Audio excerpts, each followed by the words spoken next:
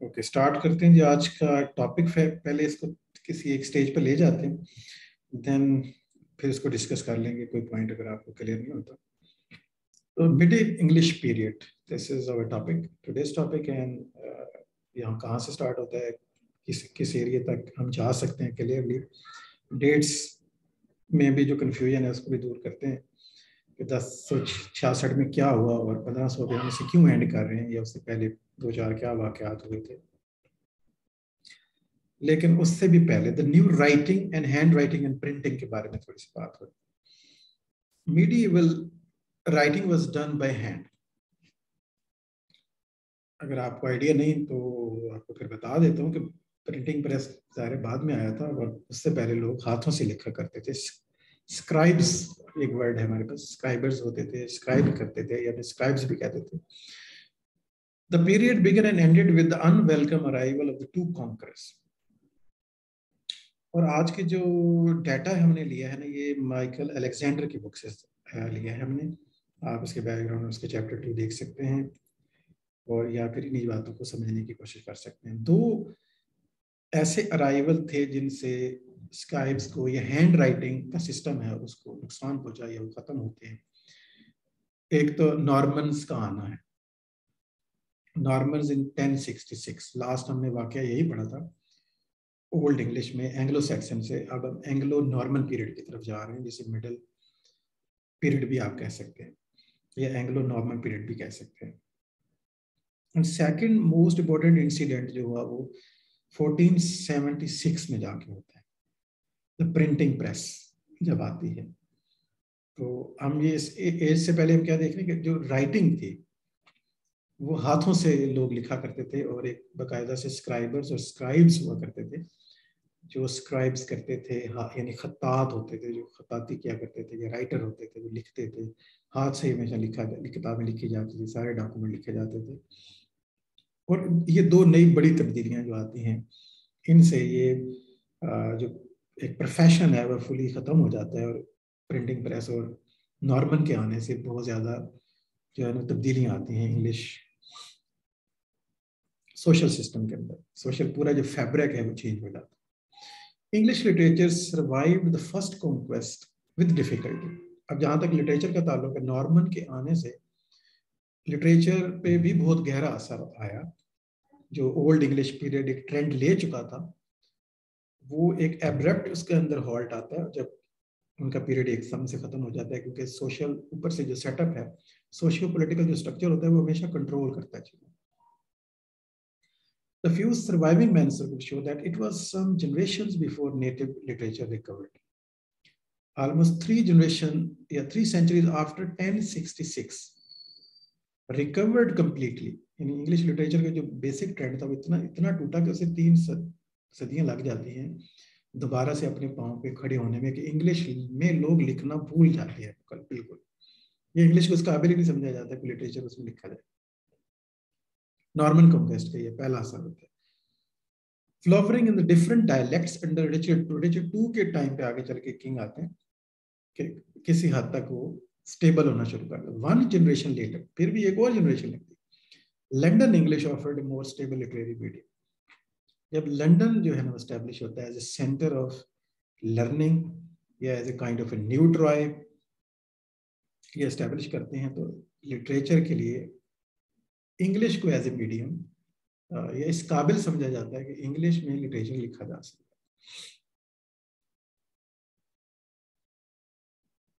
Historians of the English and England agree that a period ends with 15th century, when the first printed English book appeared in 1476.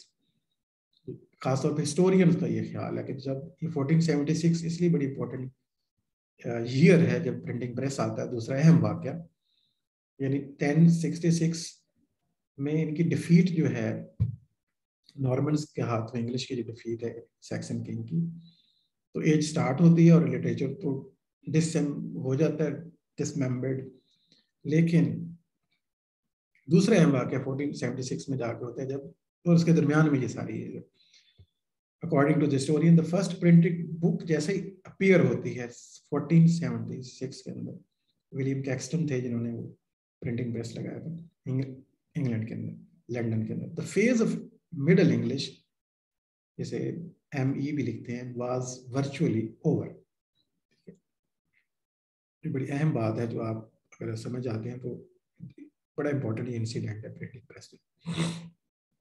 यानी printing press आने के बाद actually हम एक और as में चले जाते हैं। The language had assumed its modern form except in spelling.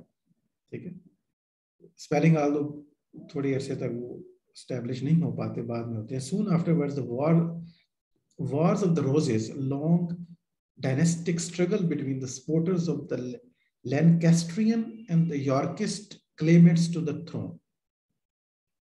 इनकी जो लड़ाई है इनको कहा जाता है वॉर्स ऑफ द रोजेस।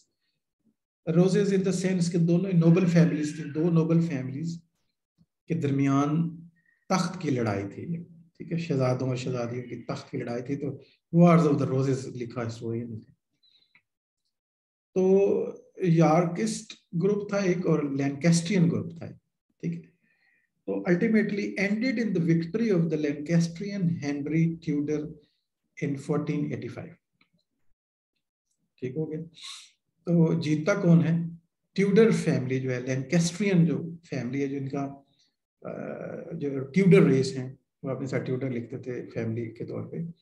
तो लैंकेस्ट्रियन ट्यूडर फैमिली के हेनरी जो हैं, अल्टीमेटली वो ये लड़ाई जीत जाते हैं और तख्त पे बैठता है। फिर ट्यूडर फैमिली रूल करती है आगे चल के। ट्यूडर एज भी कहते हैं इसी वजह से, ये भी माइंड में आपने रखना। हेनरी मेड पॉलिटिकल मैरिज, एक पॉलिटिक मैरिज करता है हेनरी। अब इसकी फैमिली और इसकी मैरिजेस, हेनरी और हेनरी 8 आगे इनके ग्रुप की सारी मैरिजेस खैर बड़ी अहम है। हेनरी 8 की मैरिज भी एक बहुत बड़ी तब्दीली आती है उसके साथ भी इंग्लैंड के अंदर। Henry made political marriage. अब ये सीन आपने ज़हन में रखना है कि क्या हुआ है कि wars of the roses and होती है और हेनरी जो है वो तख्त नशीन हो जाते हैं और एक पॉलिटिकल मैरिज करते हैं। किसके साथ? एलिजाबेथ ऑफ यॉर्क, ये अपने दुश्मनों के साथ। ठीक, तो मैरिज करते हैं एलिजाबेथ के साथ, आगे वो सुलह जो है वो हो सके। खानदानों की जो लड़ाई और चिपलिश है उसको खात्मे की कोशिश करते हैं। They called their first son by the British name Arthur. तो उनका जो बच्चा पैदा होता है उसको नाम रखते हैं आर्थर, जो कि एक प्योरली ब्रिटिश नेम है।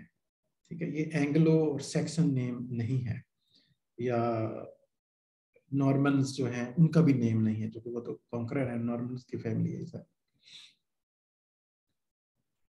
यानी फ्रेंच नेम भी नहीं है, यानी जितने भी बाहर से आने वाले लोगों उनमें से किसी का नाम नहीं है, बल्कि ब्रिटेन का नाम है, जो ओरिजिनली ब्रिटिश के लोग हैं। क्योंकि किंग आर्थर एक लेजेंडरी कैरेक्टर है, आगे चल के हम इसके बारे में और डिटेल से पढ़ेंगे। इन 1492 फर्डिनेंड एंड इजाबेला, एक और इम्पोर्टेंट वाक़या यूरोप को होता है, इसको भी चलिए बोल्ड कर लेते हैं।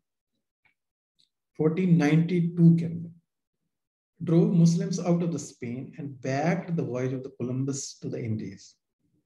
कोलंबस ने जैसे कि अमेरिका डिस्कवर किया था, और ये इजाबेला और फर्डिनेंड है यहाँ जो स्पेन पे वापस रूल लेके आते हैं। मुसलमानों का यहाँ दौर खत्म होता है 1492 के अंदर स्पेन में, और स्पेन में रूल आता है फर्डिनेंड और इजाबेला का मुश्तरका एक रूल है, और ये कोलंबस को बैक करते हैं। कोलंबस जो है वो दूसरे कई किंग्स के पास जाता है, लेकिन यूरोप का कोई किंग जो है उसे फाइनेंस नहीं करता।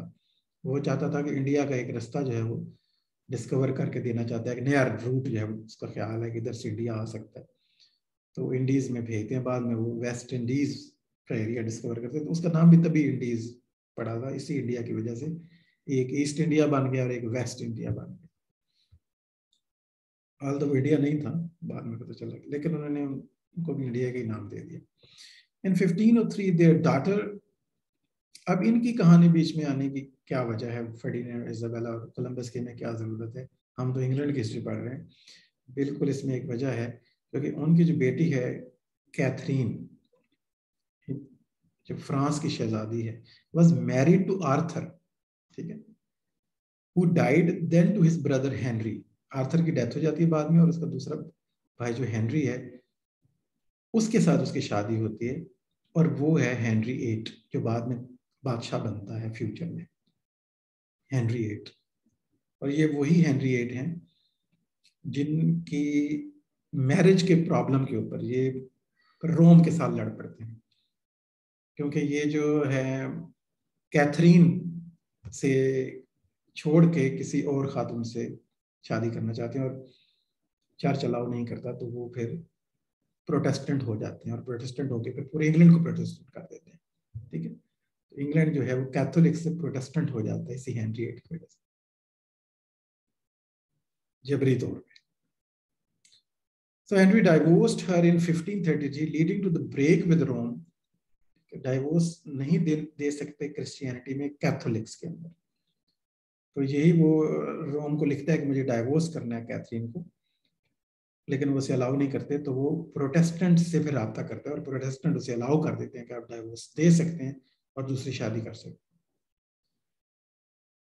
सो वो ब्रेक करता है रोम के साथ, separate English nation state with strong central rule and state church का क्याम करता है, जैसे एंजेलिकन चर्च भी कहते हैं, following the Protestant doctrines of reformation. ठीक है, जो कि स्टार्ट हो चुकी थी यूरोप के अंदर, जो है वो ह्यूमनिज्म और reformation, reformation in with in the religion, और जो कैथोलिक्स के अगेंस्ट था, और ह्यूमनिज्म ओवरऑल जो है नई मूवमेंट स्टार्ट हो गई, तो मैन इज एवरीथिंग नाउ, और उसी से फिर रेनेसां जन्म लेगा। तो हम उसमें आगे चल के जब रेनेसां पढ़ेंगे तो उसके रूट्स में देखेंगे कि वो रिफॉर्मेशन और ह्यूमनिज्म ने क्या रोल प्ले किया।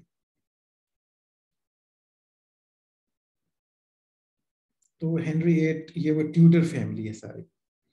As printing and the Protestantism, अब दो चीजें इंग्लैंड की तरफ आती हैं, अभी अगर आप मेरी स्टोरी समझे हैं सही तौर पे, तो फिर क्या आया है, प्रिंटिंग और प्रोटेस्टेंटिज्म आया है। कैथोलिक्स नहीं रहा अब इंग्लैंड जो है, तो दूसरे फिरके में ट्रांसफर हो गया है। Establish themselves and the manuscripts in which vernacular writing survived, literature survived in 3 languages now. Latin जो है ना, अब लिटरेचर जो 3 जबानों में हमारे सामने आता है, Latin alongside Norman French, and in English, which was a welter of dialects spoken rather than written. और इंग्लिश अभी लेमैन की लैंग्वेज है, और mostly it is divided into two many dialects. ठीक है, डायलेक्ट आप समझते हैं, regional variation of the language को कहते हैं। तो लैंग्वेज अभी बेशुमार वेरिएशंस हैं, स्पेलिंग सेट हुए नहीं है, और साउंड सिस्टम सब लोगों का अपना अपना है, एक्सेंट अलग अलग है, और डायलेक्ट यानी ग्रामर, वोकैबुलरी और एक्सेंट जब तीनों हों तो, लेकिन समझ आ जाए एक दूसरे की, तो फिर हम उसको डायलेक्ट कहते हैं लैंग्वेज को। सोशियो लिंग्विस्टिक का जब हम करेंगे ना चैप्टर, तो उस पे हम इन बातों को समझेंगे कि सोशियोलेक्ट क्या है, इडियोलेक्ट क्या है, डायलेक्ट क्या है, लैंग्वेज और डायलेक्ट में क्या फर्क है, वहाँ ज्यादा क्लैरिटी हो जाएगी। तो English is spoken rather than written language, properly writing language है ही नहीं अभी ये सही तरीके से, क्योंकि फिक्स नहीं है किसी किस्म की चीजें। और फ्रेंच जो है वो नोबिलिटी की लैंग्वेज, और लैटिन जो है वो लिटरेचर की लैंग्वेज भी है और रिलीजन की लैंग्वेज भी। English writing was local with too few authors and dates for positive literary history.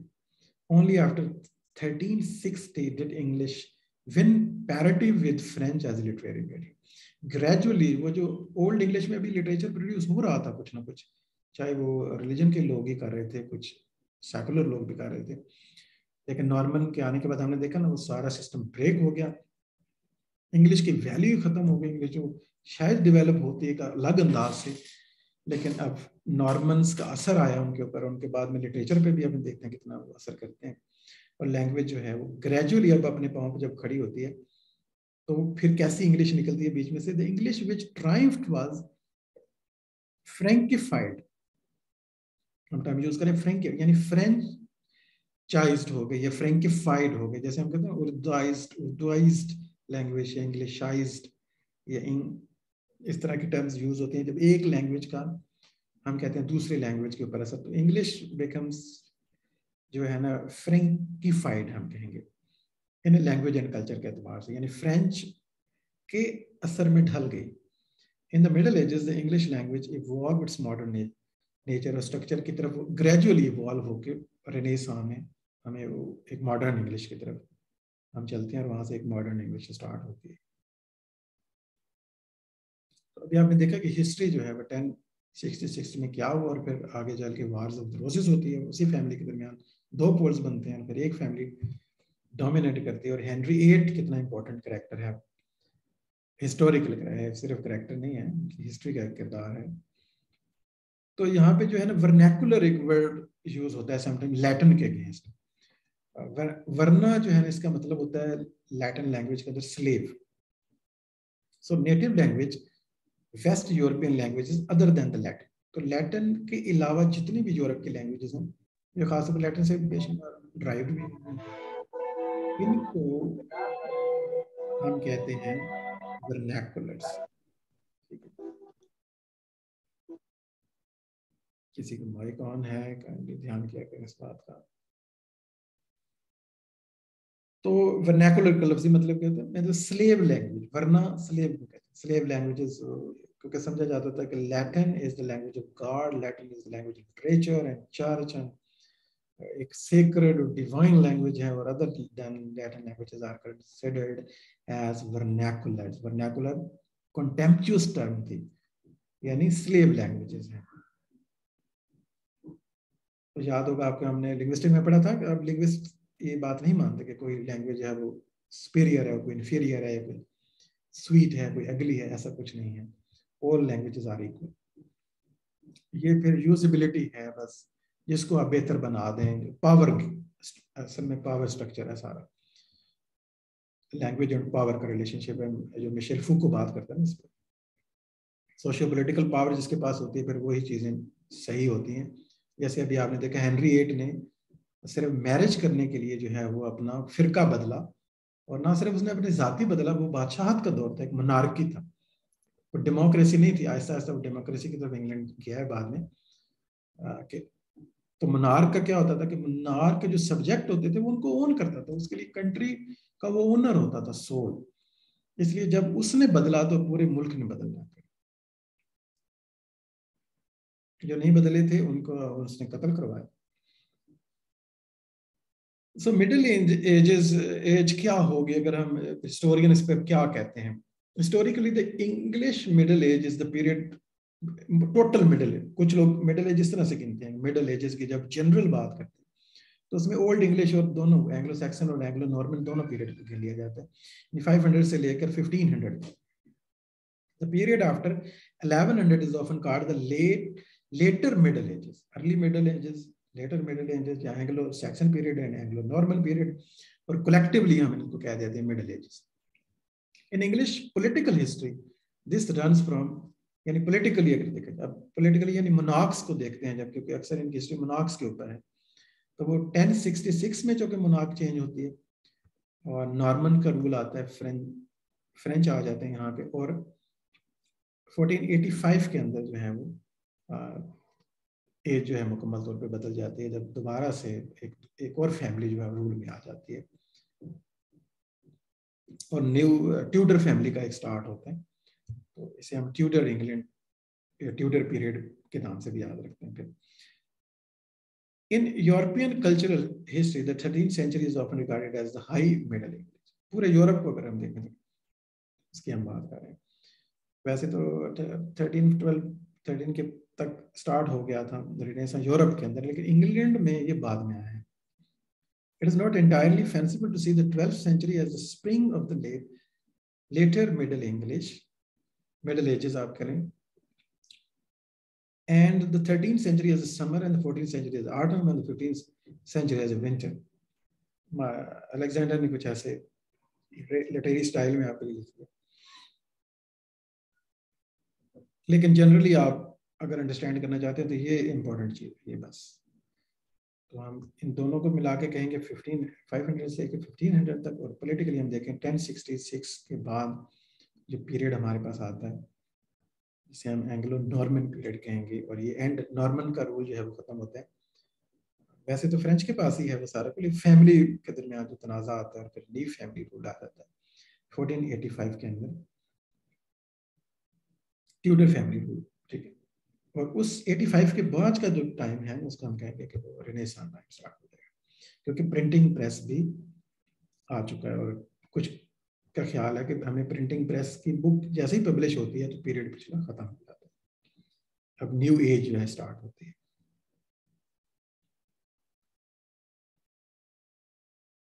The impact of French देखते हैं, अभी देख रहे थे, खैर उसके साथ साथ वो भी है, इस पर सेपरेट एक पार्ट भी है। The conquest of England in 1066 by the William of Normandy displaced English as a medium of literature, as we talked earlier. For the language of the new ruler was French, William the Conqueror tried to learn English. That is also very interesting. कि William ने सोचा कि मैं English सीख लेता हूँ, क्योंकि I am now the ruler and the king and the monarch of English people, तो कितनी अच्छी बात है कि मैं इंग्लिश सीख लूँ। बट गेव अप अल्टीमेटली, और उसने बाद में कहा ये तो कोई रबिश लैंग्वेज, इसके तो कोई समझ नहीं आती, स्पेलिंग कुछ है, आवाजें कुछ हैं, और इतने डायलेक्ट हैं, और उससे सीख ही नहीं गई। तो उसने ये आइडिया तर्क कर दिया, और उसने कहा कि मैंने इंग्लिश नहीं सीखनी, बल्कि इन इंग्लिश लोगों को कहो कि ये फ्रेंच सीखें। So Anglo-Saxon dealing with him had to learn French now, and French was the language of the court and the law for 3 centuries. Law की लैंग्वेज, इसलिए लॉ की जितने भी टर्म्स हैं, कोर्ट की टर्म्स, इंग्लिश के अंदर वो अभी भी फ्रेंच ड्राइव्ड है। मजहबी टर्म जो है ना सारी वो लैटिन से हैं, रिलीजन की वजह से, रिलीजन की जितनी भी टर्म्स हैं, टर्मिनोलॉजी है, वो लैटिन है, और लैटिन और फ्रेंच यानी बहुत हैवी इन्फ्लुएंस है इन दोनों जबानों का इंग्लिश को।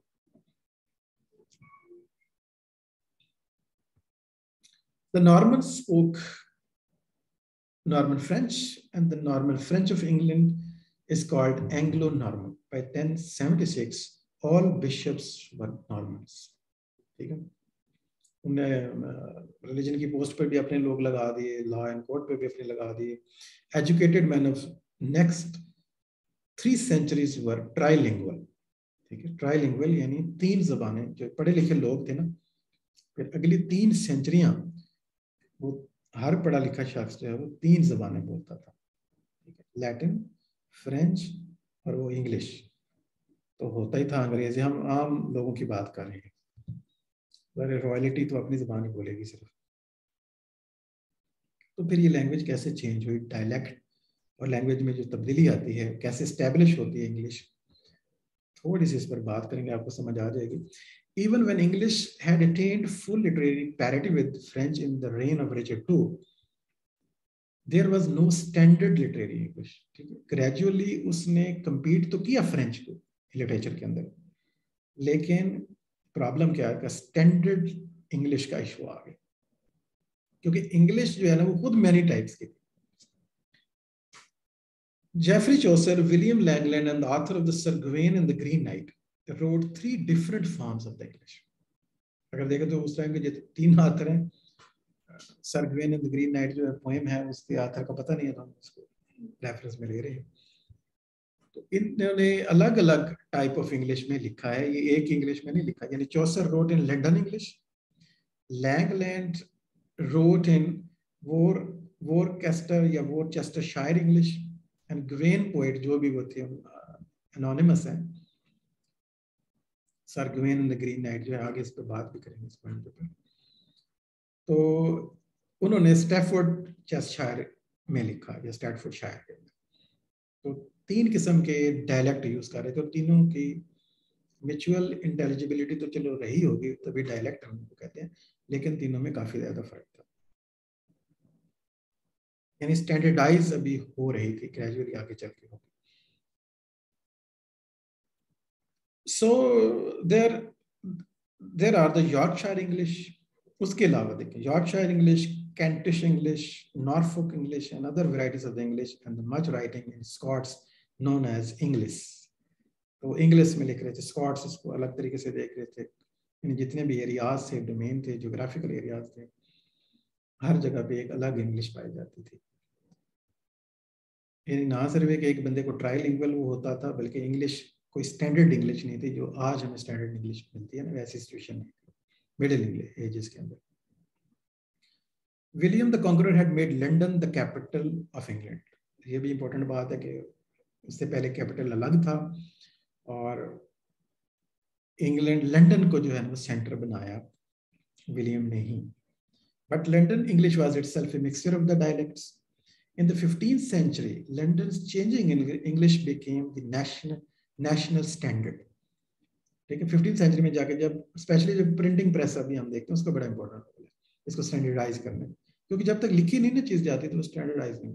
सो printing introduced in 1476 by William Caxton, नाम था उनका साहब जो लेके आए थे प्रेस को, helped to spread this literary standard. ठीक है, अंडर द ट्यूटर्स उन्होंने इसको पैटर्नाइज किया और एक ऐसी इंग्लिश को प्रमोट किया जो लंदन वाले बोलते थे। तो लंदन का जो है ना वो एक्सेंट आगे चल के हम ना आप देखेंगे उसे हम नाम देते हैं लिंग्विस्टिक में आरपी, रिसीव्ड प्रोनाउंसिएशन। वो लंदन का एक्सेंट है जो आज बीबीसी का में बोला जाता है ना एक्सेंट। द किंग्स इंग्लिश भी कहते थे, was eventually disseminated by such centrally issued works as the prayer book, publish हुई, authorised version of the Bible 1611 में पब्लिश हुआ। ये इंग्लिश में जब बाइबल आती है तो लंदन की इंग्लिश में वो आती है, और नाउ लंदन इंग्लिश जो थी जैसे किंग्स इंग्लिश भी कहा गया कि ये तो शाहों की जबान अब होगी, वो ऐसे पैटर्नाइज कर रहे थे और बुक्स पब्लिश हुई। तो प्रिंटिंग प्रेस ने ग्रेजुअली जो है ना उसे आरपी की तरफ वो ले गए, इसको स्टैंडर्डाइज बना दिया। Spelling was fully standardized only after doctor Johnson's dictionary. पहली दुनिया की जो डिक्शनरी कंपाइल हुई थी वो 1755 के अंदर डॉक्टर जॉनसन ने की थी। ये आगे एज में आएगा वो। तो वो डॉक्टर जॉनसन जो हैं उन्होंने डिक्शनरी बनाई, और डिक्शनरी बनाने से क्या होता है स्पेलिंग जो है वो फिक्स हो गया। The section base was enriched with French, especially in such areas as law and the manners. Latin kept its clerical intellectual prestige. And English the language of the majority. Middle English में वही trilingual वाला concept काफी देर तक चलता रहा कि जो king थे वो तो फ्रेंच थे और जो लॉ एंड ऑर्डर है वहाँ पे भी फ्रेंच इस्तेमाल होती थी। लैटिन जो है वो क्लैरिकल इंटेलेक्चुअल प्रेस्टीज में इस्तेमाल होती थी, या क्लैरिक्स इस्तेमाल करते थे। क्लैरिक्स मीन मौलवीज, प्रीस्ट जो है उनको कहते हैं। और इंग्लिश जो है वो मेजोरिटी की जबान थी, यानी आम आदमी जो है वो अंग्रेजी बोलता था।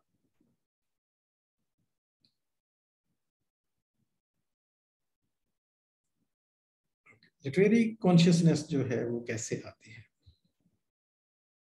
यानी लिटरेचर की तरफ जब ध्यान है वो कैसे पड़ता है, थोड़ा सा इस पर बात करते हैं। आज का फिर जो है मे भी हम इसको एंड कर दें ताकि पहले आप देखने का आपको समझ आ रही है कि नहीं। So Middle English writing blossomed in the late 14th century and developed a literary self-consciousness. A clear example of this comes at the end of the Chaucer's Troilus and Cresside. Chaucer's ambition for vernacular poetry had been raised by the reading the Italian poets. Chaucer ने खास तौर पे किरदार अदा किया जो है English में लिखने का, and he identifies himself as a European poet, the first to write in English. ठीक है, पहले उसने फ्रेंच पोइट्स और पोइट्री को पढ़ा, लैटिन पोइट्स और पोइट्री इटालियन जो थी उनको भी फॉलो किया, पेट्रार्क वगैरह का वो से बहुत मुतासर था, उसके पॉइंट्स को उसने ट्रांसलेट भी किया। सो इसने वो समझता था खुद भी, और हम भी यही समझते हैं कि he was the first person who great person especially, एक बड़ा शायर था जिसने इंग्लिश को प्राइमरी मीडियम जो है वो बनाया एक्सप्रेशन के लिए। Furthermore, Chaucer wrote in English only.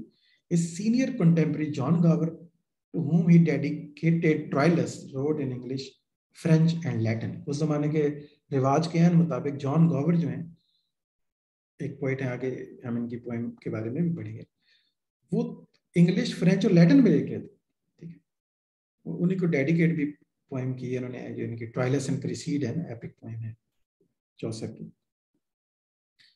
After Chaucer, button भी मैंने प्रेस कर दिया है,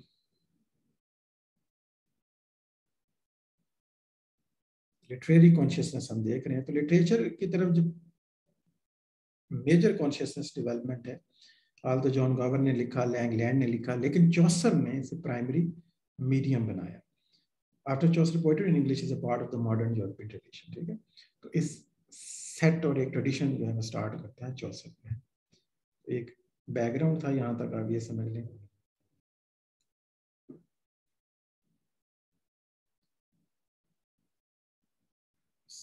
हमारे पास टाइम ऐसा आ रहा है कि शायद कोलैप्स कर जाए, तो हम अपनी अगली बात जो है ना वो दोबारा स्टार्ट करेंगे नए सेशन के साथ।